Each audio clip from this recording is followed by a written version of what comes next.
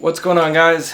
It's Moto Vice here. Welcome back to the channel. So if you can't tell, we got a different bike on the stand tonight. This is my new Ducati Panigale V4S. It's a 2022.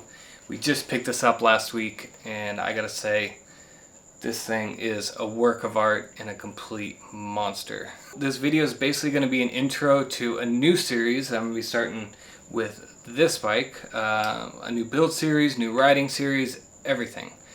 So I'm super stoked to get in to start that and bring you guys along for the ride. You know, there's a lot of channels out there with installs for a lot of stuff on this bike. But hopefully, you know, whether it's an install video or, you know, some kind of tips and tricks or anything that I kind of find working on this thing, you know, a different perspective always helps. So hopefully, you know, something that I do can maybe help you out if you have a Ducati Panigale, whether it's a V2 or a V4. You know, some of the stuff I think is pretty similar. Still learning the ins and outs of this machine. I swear Italian is completely different than Japanese. But yeah, this video is basically just an intro of a brand new series and a brand new kind of adventure with the channel.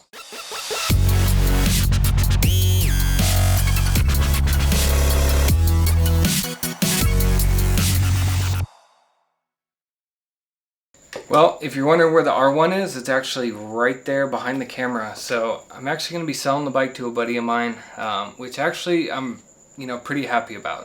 I'm stoked to see him ride the bike. I'm stoked to be able to still see the bike on rides that we go on. You know, I'm excited to see him enjoy it instead of just passing it off to a stranger and never seeing it again. He's going to be getting it within the next week or two. Gonna be sad to see it go, I'm not gonna lie.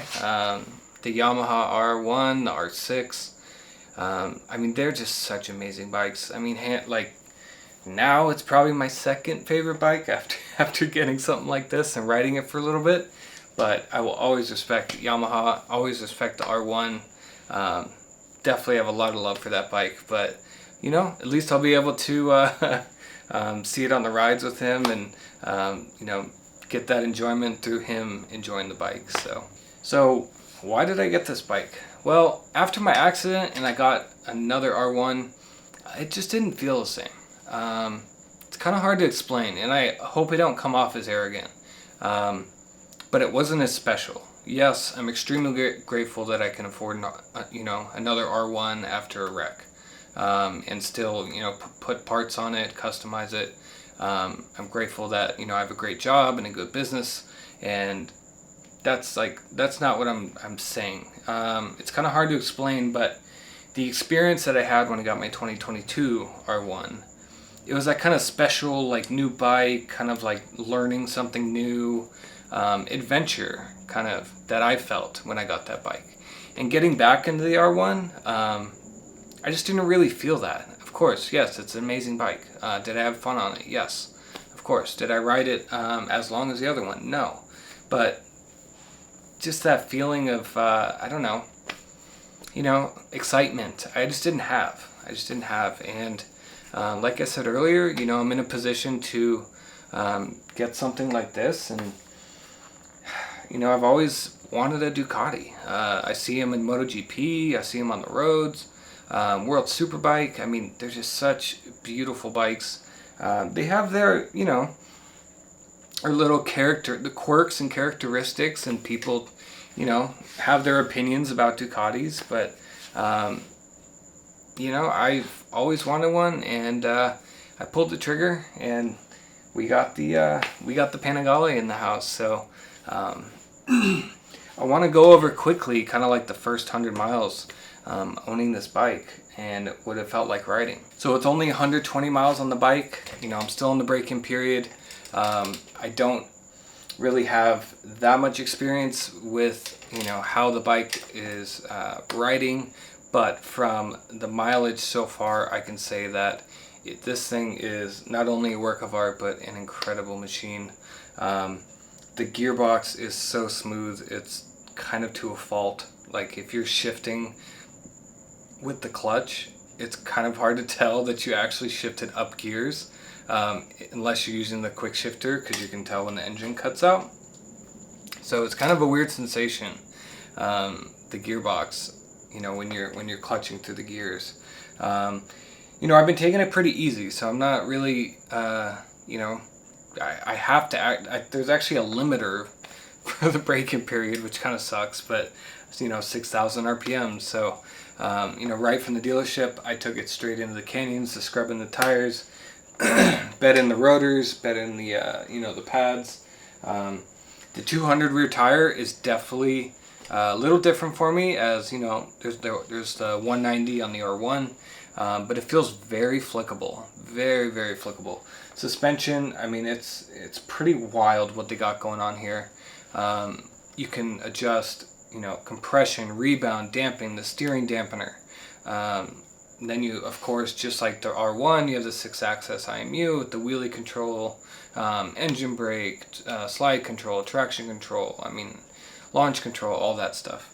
But what's pretty cool that I did not know, and I was a little bit hesitant about this in the first place, was that even though it does have electronic suspension, which does kind of adjust while you're riding based on the settings that you have put in, you can also set it to a fixed mode. So just like if you were to have suspension that wasn't electronic, and you can turn the dials to set the you know, compression and rebound to where you want it to be, it also has that functionality. So if you don't want the computer to kind of you know, change the suspension for you, you can set it exactly how you want with the menu, and it won't change from there. So it's actually pretty wild.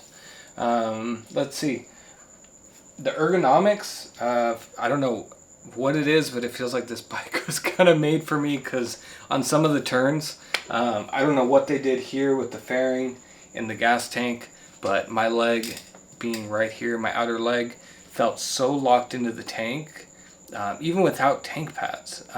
It was kind of a weird feeling. I was like, wow, I've never felt, just whatever the angles are or whatever it is, it just felt so good. Kind of that feeling I was always trying to find with adjustable rear sets, but in its stock form, I mean, yeah, I mean, it just felt, you know, locked in and felt really good on the turns. Some things that, you know, little touches that I also love, of course, the wing, the color. You know, I kind of like these, I don't know, fins, louvers, whatever you want to call them. The color is absolutely amazing. The design, the tail, I mean, I don't know. Besides the R1, I think this bike has the sexiest tail out there, to be honest with you. The mirrors are okay. These guys are probably going to go. You know how I do things. But overall, I mean, it's just such a beautiful bike. So the couple things that first off went wrong, and two that we got to change immediately. So the kickstand is super hard to actually find with your boots on, and you actually can end up scratching your fairings trying to find the kickstand. So one of the first things I installed, I wasn't gonna make a video. It's just a little kind of like piece that's a little bit, you know, farther out than stock. It's made by Ducati, so I'll leave it in the link in the description below. But we did install the Ducati kickstand extension, because this thing was pretty hard to get down. So I knew that was one of the first mods that we had to change. Second complaint is the stock foot pegs. They're absolute garbage. My foot slipped out 3 times mid-turn. They feel like they have grip when you run your hands over them, but they're not that grippy. So we have the Rizoma foot pegs that are made in partnership with Ducati. They're in the box right behind me. So those are going to be probably one of the first or second videos that we're putting on. Definitely got to get these guys changed out, because it's not safe at all. And little thing that happened with the bike. So something I noticed was at every stoplight, or every other stoplight, every couple stoplights, I would have to pump the brakes a couple times to get pressure. to actually brake. So I knew something was wrong. I knew there was air in the system or there was something else going on, and Ducati is super strict about their service and repairs and warranty work. So if something's wrong and you are under warranty, take it back to them. So I took it back to the dealership. They actually pressure bled the system, which I don't have the equipment to do. So basically there was some air in the lines from the factory, which you can't get out by just a regular bleed as you normally would. You have to hook it up to an air compressor and kind of really flush the system out. So I did have to take it back to the dealership within the first 100 miles, but they fixed it right up. I got it back today, and the brakes feel super good. The pads and rotors are bedding in really nice, so I'm starting to get a good bite on the brakes. But you know, one little thing that happened so far, and then the last thing that I want to say, which is something I'm gonna have to get used to. But if you have a Ducati and you're watching this, that heat, oh my gosh. So if you're not familiar with Ducati, their bikes are basically these. So two pistons and heads coming out this way. So two are in the front, two are in the back, and the two in the back are right underneath your butt. So it is so hot. When you're at a stoplight, you can just feel the heat radiating from underneath you, and it heats up the frame, the tank. I mean, it's a pretty hot bike. Unless you're moving, it's a hot bike at a stoplight. So yeah, I mean, it's a characteristic of a Ducati, I guess. Something I'm gonna have to get used to.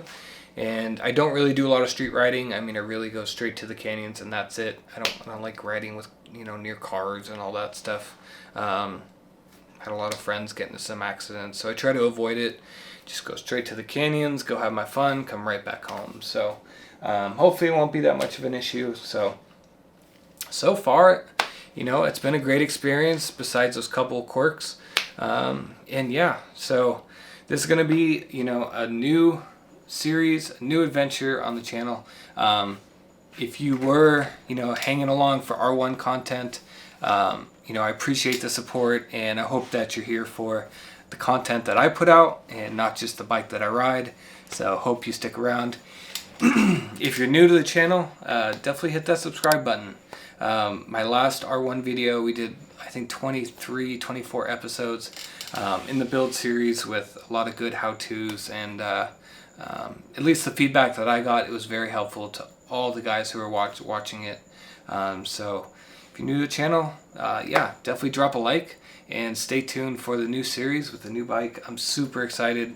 Start working on this thing, start riding it, and yeah, that's pretty much it, guys. So thanks for tuning in. Hope you guys ride safe. We'll see you next time.